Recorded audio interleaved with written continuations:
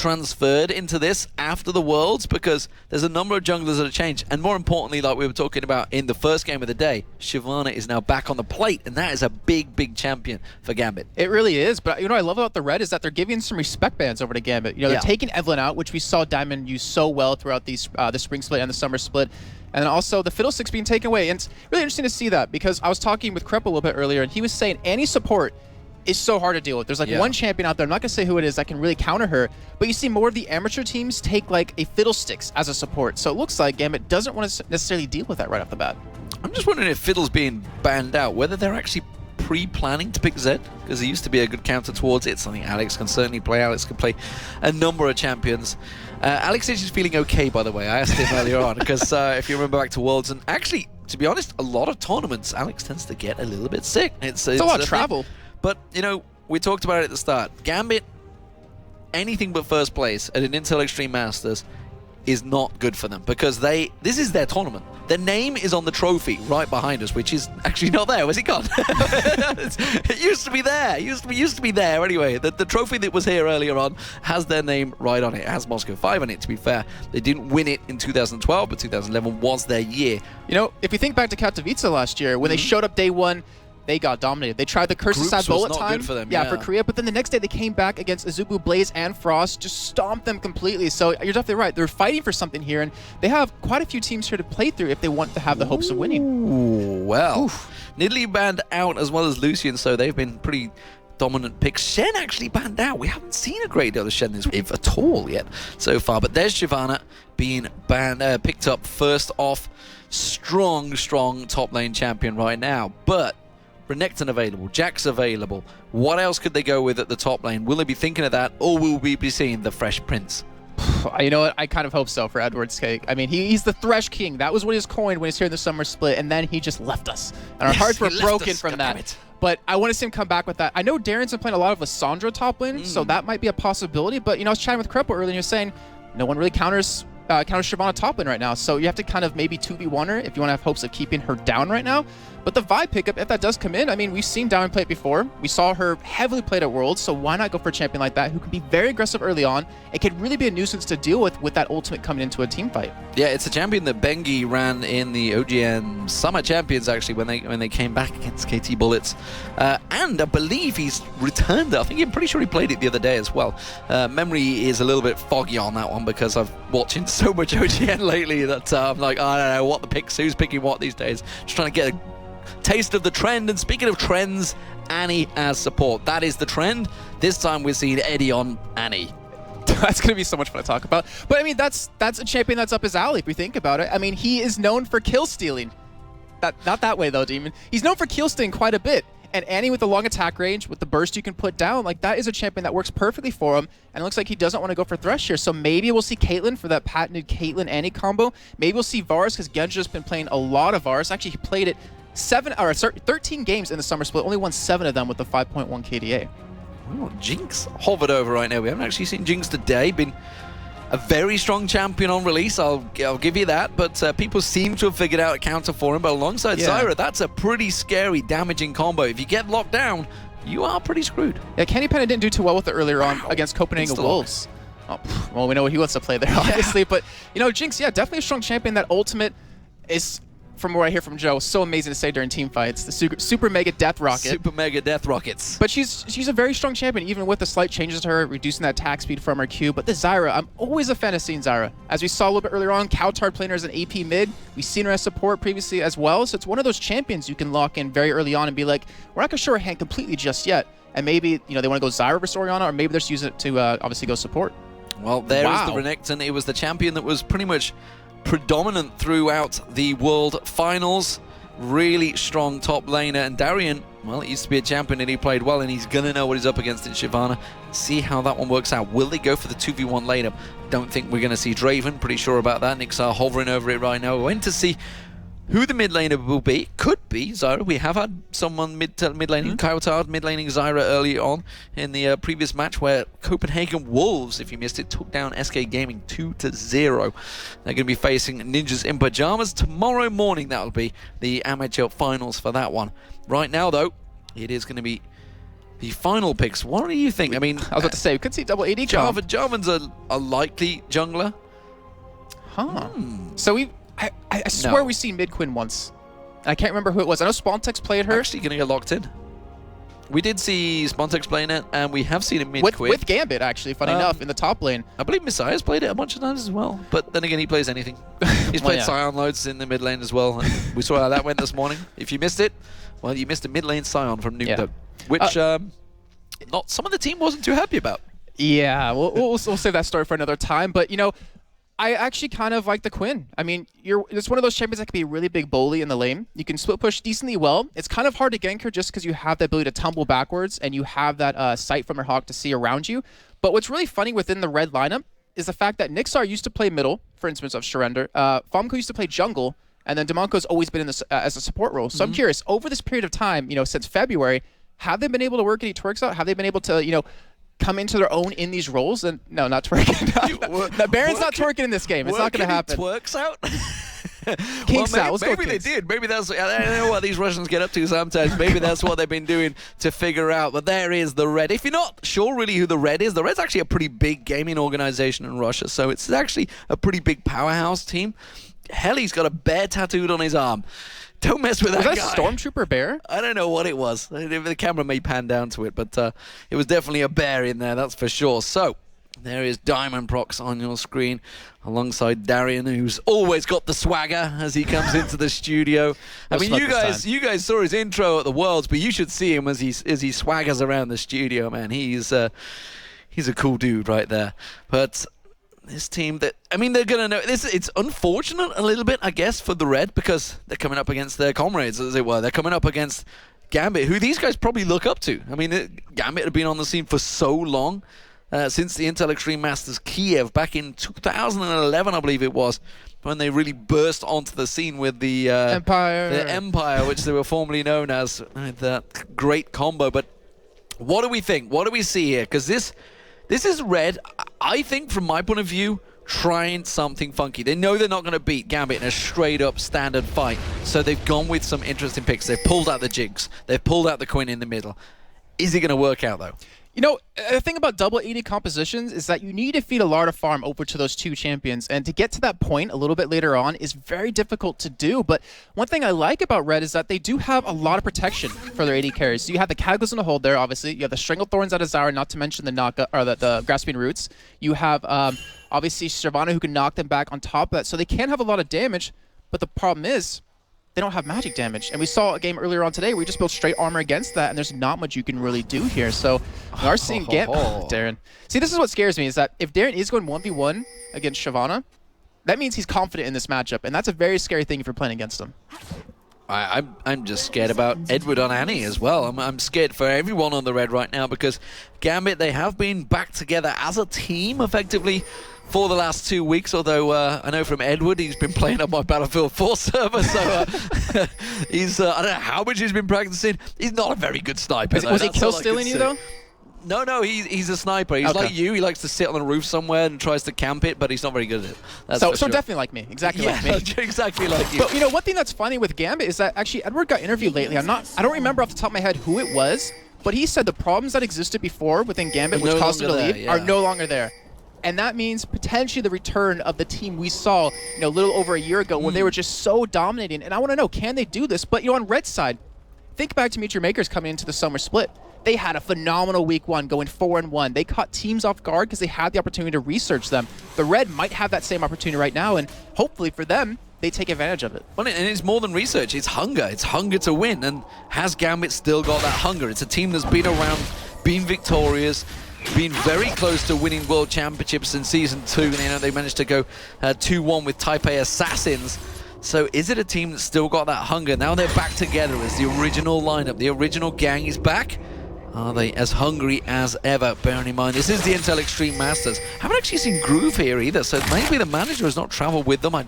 Maybe I've just not seen him, but no, he's not with them. I saw them in the stairs and I didn't see them, so they are here without the manager as well. So gonna see how this one progresses for them.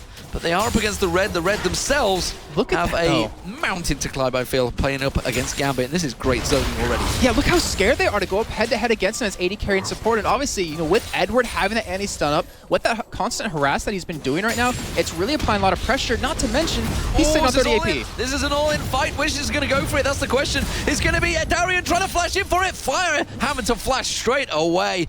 That was an all-in fight from both of them. All summoner spells used from both players, chugging through those potions. And so far, it seems that Darien may well be coming out on top.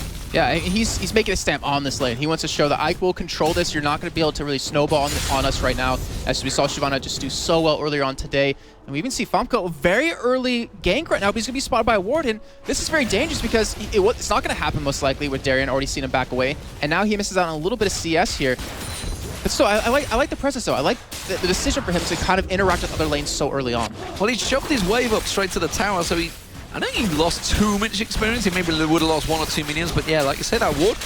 Interesting to see that ward in the first place. I didn't see whether it was Darien that placed it or whether it was Edward that roamed around there early on that had put that ward down, because as we know from Darien, he gets caught out a few times. Yeah, once or twice. A little bit too far up lane, but this top lane, or bottom lane, whatever you'd like to call it, is already going heavily in favor of Genja. Genja's got double the CS almost of Niksar. Niksar's going to have his work cut out to keep this one going, because Eddie's doing a great job at zoning out, but also we're now seeing Genja splitting off to the side. Look at Diamond with the double buff, sniffing around, see if he can pick anything up, but it's not going to happen, and he's going to return back to his jungle. And one thing about that top lane that's making it so dangerous for the Red to go up against him is the fact that Edward's running 30 AP. So if he's going to hit you with his 8% magic pen, it's definitely going to hurt.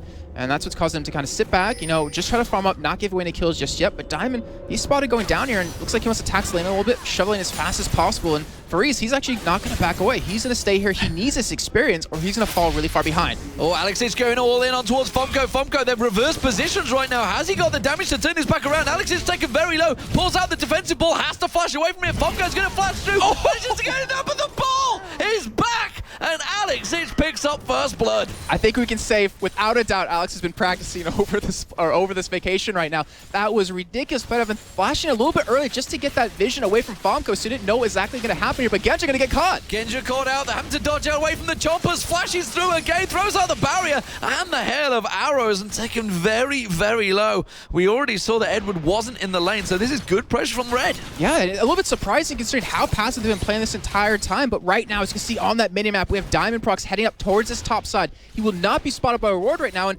potentially with that red buff, he could go for a 1v2. They're both very low as well. I'm wondering whether he's going to go for it. Eddie's coming in. We know how aggressive he can be, but instead he's not going to go rushing straight into the lane. He will just pass on by. And also Diamond, if you noticed, he took full lane text in that bottom lane. That's what I want to talk about before the action kicked off. He wiped out all the minions and the big minion. He picked up about 120 gold from that lane away from Darien. And I honestly, I like that, because that's what it's come to in Season 3, is that the junglers have to tax. They need the money, they need the experience to really stay with the game. And obviously, when Diamond Proxy gets level 6 on this Vi, he becomes so deadly that even Fomko, I'm pretty sure, can't escape from that without a flash. And you pair the, the ball delivery system on with that with Orianna, and you're probably going to be able to kill someone very easily. It's a game of Doran's Blades right now. We're seeing triple Doran's coming out from Niksar on Jinx. We're seeing Fomko with two Doran's Blades in that mid lane. Another Doran's Blade, this time on Shyvana, and one on Dimasjke, I think we decided it was going to be, wasn't it? I like how Niksar's going triple Doran's Blade, because I'm just like, I know that build. I started that build. Yeah. I'm the one that started doing that. And it kind of shows he doesn't want to be bursted down by Edward, which is a very smart move. He wants to be able to sit in lane. He's pretty even on CS considering how this game has gone. But look what happened. We have lane swaps coming in. And because it's seeing the 80 carry and support top lane, Gambit can take advantage just by taking Dragon. Darien may well get locked down there. He gets rooted up. He's already popped his ulti though. He should just be able to dominate and slide away from this one while Gambit pick up the Dragon down in the bottom of the lane. It's going to get interrupted possibly. Fomko's going to come in. We'll see whether he can finish it off. Diamond does manage to close it out alongside Alex each and Co, and they will just back away from this one. So a safe, somewhat safe Dragon pickup by Gambit in the 7-minute mark. And this is the Gambit style. I mean, we always talk about you give them a finger, they'll take your whole arm. They got those lane swaps to happen. They realized that, hey, Niksar and Dimonko are top lane. Why not go for Dragon right now? We can send Darien up there. He can survive very easily, get a free Dragon, get some extra gold off of it. And right now, they're already looking at 2K gold lead. That's going to be a tempting target for for Fiery's that. He's looking at him. He's got his ultis. He's fully stacked up there. And he's wondering whether to go for it. Blue buff given across to Alexic. Darien chugging through those potions. He has got a giant spell, so it's somewhat misleading thinking he's low on hit points because you can see he's at 1,000 hit points despite it being that low. So not going to take the bait, but Fomko may well join him. Pops his vision, checks out the red buff, and there is going to be a two-man stack in his top wave, but look at Diamond. Diamond already heading this way. Is he going to get there in time? I don't think he's going to! And it's going to be Fomko and Fiery's clearing out. That's going to be Fiery's taking very, very low, but it's a kill nonetheless. And great timing, too, because they realize, hey, Darien doesn't have his ultimate. He just used it in that defense in that 1v2 top lane. So right now, they take complete advantage of that. They get the kill. They get the turret very low. In the meantime, we're seeing them hold down middle. Alex going the ultimate here. Yeah, well, actually, I think it was Dimasjke that's gone aggressive on him, and Alex is just like, fine, you want to fight me? I'll take a fight, no problem. You've seen my balls. They're going to be delivered all across the map. Alex, that is not how I meant it. I can see the smirk on your face and everybody in Twitch chat as well. I knew exactly what you meant, Demon. I was on your side with that one, but yeah, balls everywhere right there.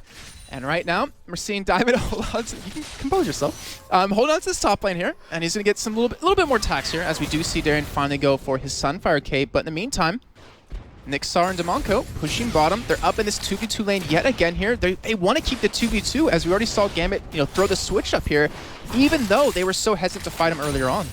So, lanes back into normality, or somewhat an image of it.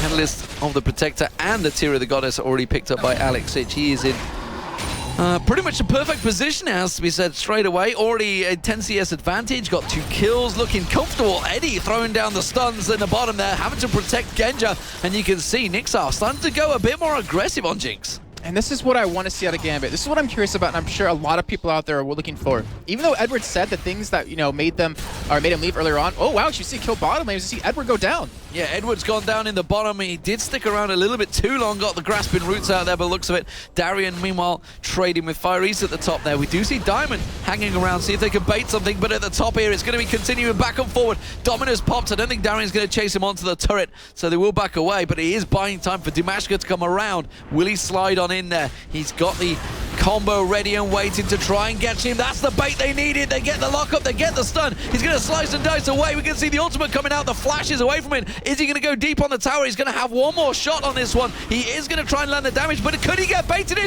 The stun comes out. The tower hit will not be enough, and that was another good pickup by the red. And even though that happened, I really have to say that I was really surprised with Darien right there. We've known him as being a person that overextends. He gets caught, he dies quite a bit. But right there, I mean, he was able to bait the jungle to the top side, able to almost escape right there, and really allow time for the rest of his team to make something happen in other lanes. And I was trying to point this out earlier, is that, we had Edward say, the problems that were in the team before are no longer there. But do you always remember them being out of sync in lane, where, Edward would be really aggressive, Genja would be back farming, and then, if Genja was aggressive, Edward was always passive kind of thing? I want to know if they've been able to synchronize that. And if they have, I'm really scared for any bot lane combo that goes against them. Yeah, I mean, they always were, and that was the main complaint. And we've seen, whether he goes too aggressive, Genja generally sits back and passive farms, and as it is, not seeing too much to suggest that that's changed. Yeah, it's been, I'll just say, really quiet in their lane so far. I mean, Edward put out some great presence earlier on, but we've only seen, obviously, 1 kill, which went in the favor of the red. And I don't know. I mean, you're an Annie. He's level 5, so he doesn't have his bear stun just yet with that extra damage. Things will change around in a little bit here, but keep in mind, Gambit did have the first dragon. We'll have it coming up in just over 2 minutes here, and if they want to go for it yet again with that available, it's going to be very hard for the red to contest it. So far, it is 3-2 in favor of red. They are behind in gold, though, because, like you said, that dragon did get taken down. Assault battery on towards Fomko. He's only just got back into the game, and he's already dead. Diamond Prox was there, and Alexic picked up the kill. No, I tell a lie. It was Diamond. I'm completely out of sync, as are the players, it seems, because they've gone for another pause. As the top lane tower was about to go down, Eddie is just going to reconnect, so they're just sorting that one out. There goes Edward. He'll be back in a moment, guys. Don't worry. And that last fight, though, that was really great timing out of Alex. I mean, obviously it was a gank coming in. It's pretty hard to miss that ultimate, but he used it right when we had Fomko vaulting away on Quinn, trying to escape that. It pulled him right back in. Another easy kill, and that's what we were talking about a little bit earlier on. And it's also interesting is that Alexic, look at his build. Yeah, but speaking of builds, let's have a look at the builds, because you can see them on your screen, so you'll have to take the viewers through it, because they don't have vision just yet.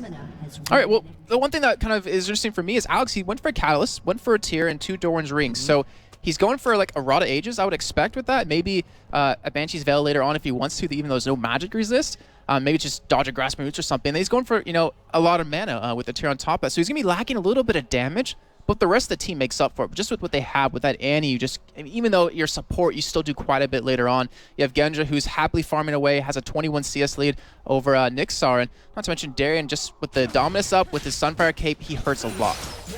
So, first turret of the game goes down, and it's the red that take it. Not something I was expecting to say, and they are starting to put up an interesting performance here. Has Gambit been caught napping, or are they just a little rusty and they just need to get their stride going? Who knows? This is a team, as I mentioned many times, that are very successful at the Intel Extreme Masters, and it is something they are very proud of as well.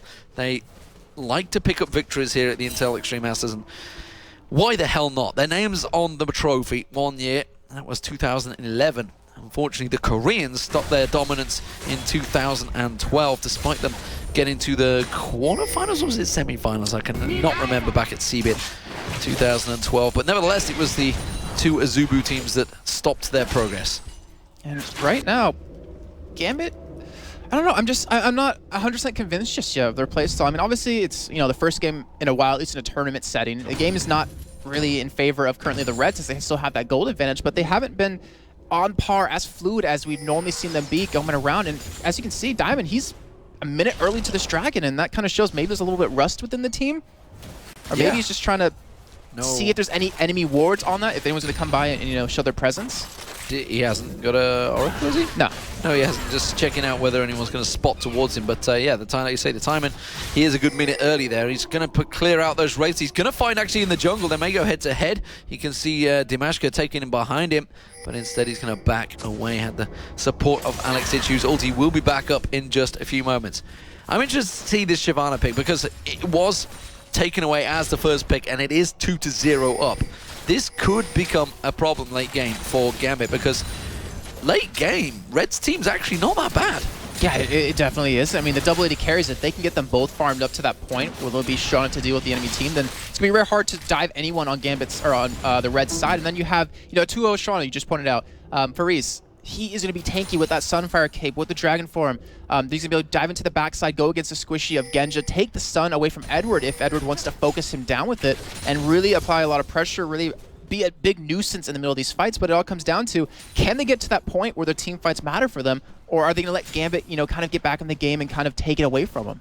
Well, triple Doran's Blade was picked up by Niksar, but we're seeing only the double from Genja as he's gone for that BF sword. Rod of Ages also completed by Alex Ich. Sunfire Cape's going for both of those top laners. There's going to be the blue buff going across to Alex Diamond, gifting him that one. In terms of CS, it's a huge advantage for Alex Ich. You can see 40 CS difference. Both the other lanes really are fairly even. The top lane, you can see actually between them, it is Darien with the lead, despite the fact he's 2-0 down, which is why that gold differential, about 400 gold. Not too bad right now, because Gambit themselves have picked up that Dragon, which has respawned, and nobody really from either team making any moves towards it. Yeah, not just yet. And right now, Alex, he might get caught here. That ward was spotted. We are seeing them go in for it. He is going to jump in. Cataclysm was used, but he flashes out of it. But that doesn't mean Alex's flash is down. Didn't try and go for the shockwave. Don't defend it. Realize he's in a 2v1 situation. No way of winning that fight. You know, there's two forms of Alex, which is a little bit weird to say. There's one where he's very mobile, roams around, picks up kills around the map for like a Kha'Zix or a Gragas. And there's a second one where he farms really well, which currently he's doing, like you mentioned a little bit earlier on. And in the summer split alone, he had the third highest GPM out of every single player at 373. And right now with Dragon coming back up, it looks like they want to go for it here. They have the pink wards invested. They have the manpower down here. But right now, Darien's in the top lane, while Fareez is already heading towards Dragon. Yeah, Darien is miles away, not going to be involved in this fight. And it does mean it's going to be a 4-on-5. Red are gathering all in one position. Chain of Corruption catching on towards Dimasjke, though. That is going to be him down. Now can they catch on towards the next one? You can see Alex is in trouble, but he pulls out the shockwave, gets that defensive ball back on. It's a double kill for Edward. Would you believe it? The man is back, and he's killing again. That was such a great job by Gambit right there. They committed so many ultimates into that fight just to kill Dimonko, using the Vi and the Annie bear stun right there. But it didn't matter. In the end, Alex was tanking up with that bear, with that build he's going to survive it. They pick up 3 kills, they pick up Dragon, and right now, the Red just gave him a finger. The red just gave him a finger, and they are pulling the entire arm. It's not the middle one, thankfully, though, and the red are just keeping them back. We're dropping them left and right today, Jason. It's my turn again now. So that was the Dragon, that was a bunch of kills, and Gambit suddenly stretch their legs in this match. Red Buff going across towards Diamond, and Darien goes back to the top to continue his merry farm. And this is the danger. If you're running a composition like the red, you cannot afford to fall behind with this double AD carries. You look at Gambit's side, Alex, he picked up the Seeker's arm guard, so he's going for the armor. We already see Darien invested into the Sunfire Cape. We're going to see Diamond building towards a little bit of armor and a couple of minutes here. And the red, they don't have the penetration they need early on to deal with that. Well, Bloodthirster has just been picked up by Genja, but right now the trade back and forward in this top lane continues. Both got some fire capes, so both just going to be burning away on one another. Darien has got his ultimate available. He's going to pop the Dominus. Goes back in there. He's waiting for Faris to actually pop his ultimate. Hasn't quite got it ready. He just could have gone in for it, but we saw just got a glimpse of Dimasjke there, I think, or maybe he's just spider senses were tingling, realizing if he's going all in for this one, there must be someone else nearby. And wisely, Darien, for once, backs away. Ooh, look at that damage out of Genja, and that's a typical build he always goes with. He has that 17 fire armor pen, and most likely go with last whisper after this since he never builds attack speed. But Diamond, he's going to be coming in here for gank.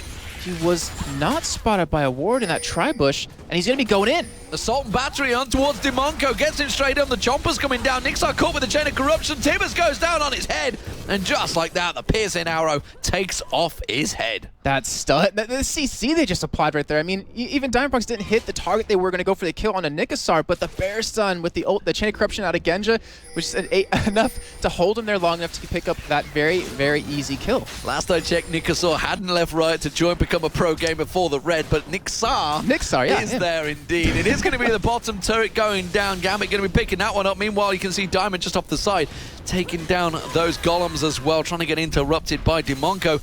But instead, they're going to let the minions take it. They've caught out Fomko. Fomko's come around. He's tried to go a little too aggressive. Caught out with the stun. Is it going to be enough? Fomko goes down. Stranglethorns will bounce up Diamond Prox. Now they're going to go towards Dimasjke. Dimasjke and Dimonko in trouble. Diamond Prox is going to take down Dimonko. Flashes away. Flash followed by Faris. Faris should be able to take down Diamond Prox at the side. Can they close any more out? That's the question. Eddie has got a stun available. He should be able to stop it off the side. Genja, for some reason, he's decided to go one-on-one down the bottom here. He may turn it around. Hail of Arrows caps him down.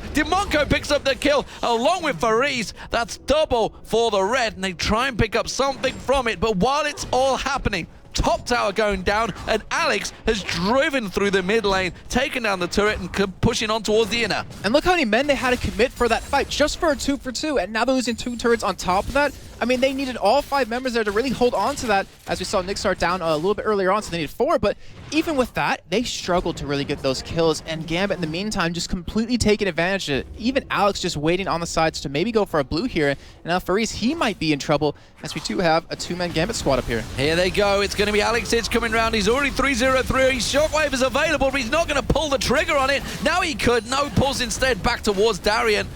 And well, we see Faris defending that one. They didn't really have vision, which is why they're backing away, but so far Gambit are looking good. Oh my god, Demon, I almost had a heart attack. Genja is building attack speed. I think this is like the second time in his entire career of League of Legends for him to build some attack speed of any sort. So he's not going for that last whisper, he's going for that zeal. What happened to Genja? This isn't the Genja we typically know. Well, they said the changes have happened. Maybe this is what we're starting to begin to see. Is this the new Genja? Is there going to be a new aggressive Genja? I wonder. He did try and go in a straight-up duel, despite the fact he realized he may be in trouble. Diamond Prox once again waiting in the wings, going to try and come around, see if he can get on towards anything. And the red have got to be careful, because Diamond Prox at 205 is looking for kills. And when he gets rolling, I mean, just on a Vi alone, he is so deadly. I mean, Darien, he's 0-2, but no offense to him, that's kind of what we expect out of his lane, since he constantly is aggressive, he constantly makes the other jungler to go to his lane. But having a 2-0 Vi, having a 3-0-3 Orianna, a 1-1-5 Genja with pretty good farm, like, this is a lot of damage that will come out very quickly for red, and right now they don't have the defenses to deal with it, especially with 2 squishy AD carries and a squishy support. Assault and Battery is available should Diamond go for it. There is a 3-0 Shyvana. We should not discredit Faris. He's doing a fantastic job in that top lane, but it is Gambit. I'm feeling so confident that they're just going to bully out this tower. We see, oh, Flash Tippers going down towards Fomko. Fomko does have to flash away from that one. Chain of Corruption followed it through, but that's another tower picked up by Gambit. Yeah, it seemed like maybe a little bit of miscommunication right there as Eddie did go in, but right now with all 5 members still here at Gambit, they want to go for this turret, and with Fomko already low on life, he's going to have to back out and heal, which gives him a man advantage. But still, Dragon coming up in about 45 seconds, they can fall back, bait the red into a fight that they don't necessarily want to go for with the pink wards they currently have down, or they can just take Dragon, get a little bit of extra money, go back and spend it, because currently they have 1,000 on Genja, so he'll be able to finish off whatever item he wants to soon, and then just work from there. Now, Gambit happy to just step away from this. Oh, the Chompers just catching out Alex Ich there. Thought he could just catch them out there, but they happily traded the bottom turret, outer turret, for the middle inner turret, and now Diamond maybe caught out of position. Dragon's up in 18 seconds, so this is what Gambit are lingering for. They thought they could go back in time, but instead they are going to have to hold on and possibly just pick it up the moment it spawns. And, during the picks and bans, we were a little bit, confused, a little bit worried about that Quinn pick, and as you can tell so far, it's not working out. 0-4-1 right now, 162 farm. He's down quite a bit to his counter. But right now, you saw the damage he did to Diamond, or more importantly, you didn't see the damage because he didn't do much of it. And when you have Niksar, who is okay on farm, but doesn't necessarily have the penetration he needs to deal with it, that means Diamond and Darien can just dive into the back line, sit there all day, set up a camp, have a s'more or something like that, and then that allows the rest of Gambit to fight. Well, here is the Dragon. Here comes Gambit. Oh, the piercing arrow landing on Dimonko already. Darien's going to chew that one up. He wants a juicy support kill. And meanwhile, down the side here, they're going to chase on towards it. Shockwave comes out, doesn't really catch anyone. Faris is the problem. That's going to be the support. Dimonko going down. Going to catch on Assault Battery on towards Fomko. Fomko gets decimated. Faris is going to follow. That's a third going down. They're going to catch Chain of Corruption. Max range on Niksar. Niksar's going to go down. The damage just turned out from Darien there as they chase for the ace on towards Dimasjke as he slides away.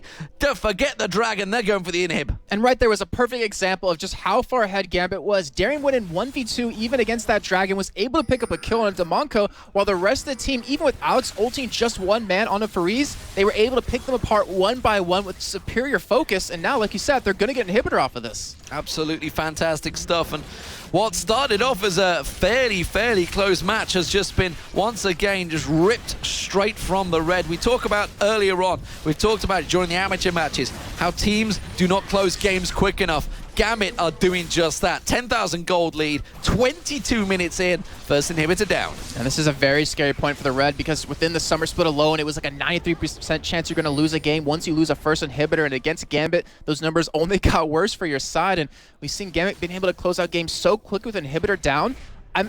I want to expect a Baron coming up, but honestly, they don't need it. They don't need to go for something like that where it potentially could be stolen away and get the other team back. Oh, the shockwave decimating them there. Piercing arrow follows through just like that. It's another 3 kills. The red thought they'd caught Gambit napping. They thought they'd caught them back in, but they didn't realize Genja had just been back to shop, and he joins the fray and absolutely decimates them.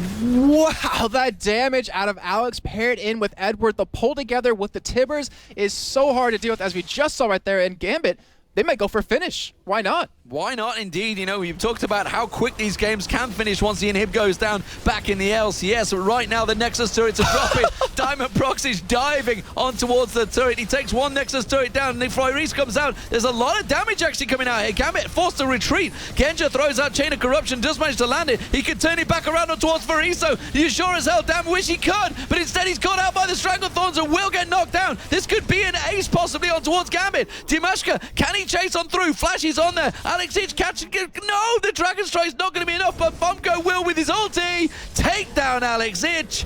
That is the ace for the red. And just like that, Gambit might have lost Baron. Red might have gotten a huge advantage back into this game. If they're able to take it down quickly with these 280 carries, they have the potential to do it. But Diamond, he's up in 1 second. He's going to be there very shortly with his Vi. And with that ultimate up, when he gets there, he can cause quite a bit of pressure on the red side. But if they can take this quick enough, they might actually have a chance here. Well, they've got a double AD composition, so they've got a lot of damage going down on that Baron. You can see Diamond already heading there. He's got Smite available, no Assault and Battery, but he can just charge across that bush. You see he's already charging it up there. Throws down one ward, gets the vision, realizes he's got to go. If he's going to go now, it's not going to happen. That's the Baron for the red, ladies and gentlemen.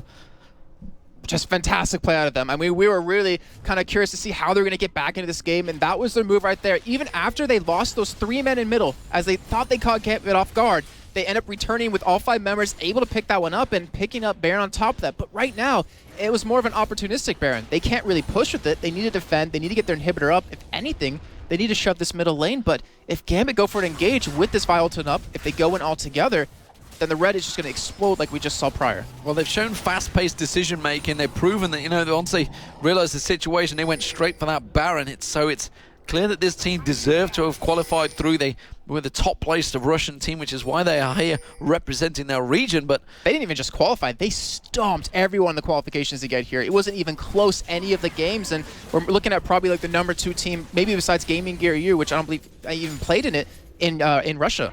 Yeah, it was a dominating performance, and Gambit, I'm pretty sure, knew what they were up against here, but they were feeling confident coming into this one. They are Gambit after all, and, you know, they are a very, very confident team. Mid lane's going to push itself. Super Minions doing the work there, so Gambit just timing it out, waiting for those Super Minions to chug on through, and then I think they're going to potentially dive on in there, trying to get some piercing arrow poke, and maybe just get a couple of shots off. Flash Tibbers is up. Exactly, that's all it takes, and we see Edward over towards look how the close they all are.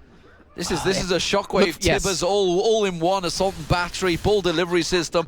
This could all go wrong. Look at Diamond, he's already getting position. Super Mini is now shoving through the mid lane. They're going to have to deal with these. They've only got one Nexus turret. They cannot defend Super Minions. If they're not going to fight, well, here they go. Stranglethorns goes down, there's a shockwave. Everybody all in a bundle, pile on, whatever you'd like to call it. It is all happening right now, and it is the red that are dropping like flies. Niksar, Fomko, Dimonko, everybody all in one, just drop in unison, and that will be an easy tower. They're just going to rush straight for the inhibitor, the Nexus turret. Oh, Edward goes down to the turret, but this is a very easy game for Gambit right now. And that last fight, that chain of corruption caught every single member of the red, and you saw why it punished them. Absolutely. So, Gambit Gaming, they take game one this time around. Are we going to see any more fountain dives? I don't think we will. I think they want to close this one out a little bit more successfully. It's a 27-minute game, ladies and gentlemen. Gambit Gaming, they take game one here at the Intel Extreme Masters in Cologne. And they've shown a lot of what the team they used to be before Edward, you know, left over for Curse in North America. I mean, you gave them a finger. The red just gave them a little tip of their pinky. And from that, they just completely snowballed on them very, very hard. They finished off 21-12 here, 48.8 thousand gold to 37.6 thousand. Alex almost had 100 CS advantage in his middle lane, and every single member of Gambit, even Edward, who finished off better than most of his team at 5-4-7, had a pretty much flawless game. Well, 6-11 for Alex, like you say, 4-13 for Genja, so good scores, 3-1-10 for Diamond, and even 3-3-7 for Darien. He even pulled it equal despite giving up those 2 kills, which we actually kind of expect in the top lane as well. So, good showing from the red. They know what they're up against in Gambit. Gambit, like we mentioned so many times, have won the Intel Extreme Masters, so no surprise they're coming out the gate strong, but I think the red have put a good showing in the first game. It's going to take a bit of confidence into the next game, but the picks, we got to talk them. Fomko 1-7-3 on Quinn in the mid lane. Yeah, we weren't really sold on that one at all. It didn't work against Alex. I mean, once Alex just got the advantage, and that 1v1 we did see middle where they were swapped sides, it was kind of at the point where we knew Alex was going to win that lane pretty heavily. And, you know, the red, honestly, that was a superb performance from them in the beginning. They did a great job of handling Gambit, but then they just kind of lost that point of, all right, where do we go from here? What's the next step or the next key in beating Gambit? Yeah, and Gambit knew exactly what to do. Once they got in that position, despite the fact they just lost Baron, they were just like, well, we maybe overstretched it a little bit. We still got the game in control, and sure enough, they just used their map pressure. The Super Minions did the work for them. They just followed on through, and for the red, they kind of knew that they were in that dangerous pressure situation. They knew they had to deal with this mid lane or fight now, and maybe they just chose wrong. I mean, going into fight against even with the Baron, even with a team that has got so much AE potential. You saw it. Tibbers, Shockwave, everything all on your head along with the assault and battery. It's like giving it straight into the team, and they were already clumped up before we said it. We called it when they were all clumped up. It's like, guys, separate. At least they went out swinging, though. I will give them that. I mean, they didn't just fall back, drag the game on another 5 to 10 minutes. Would you expect any less from a Russian team? No. No, you would expect them to fight, and fight is what they did. Game 2 will be coming up shortly, ladies and gentlemen. We're going to have a quick commercial break, and we'll be back. It is the Intel Extreme Masters here in Cologne.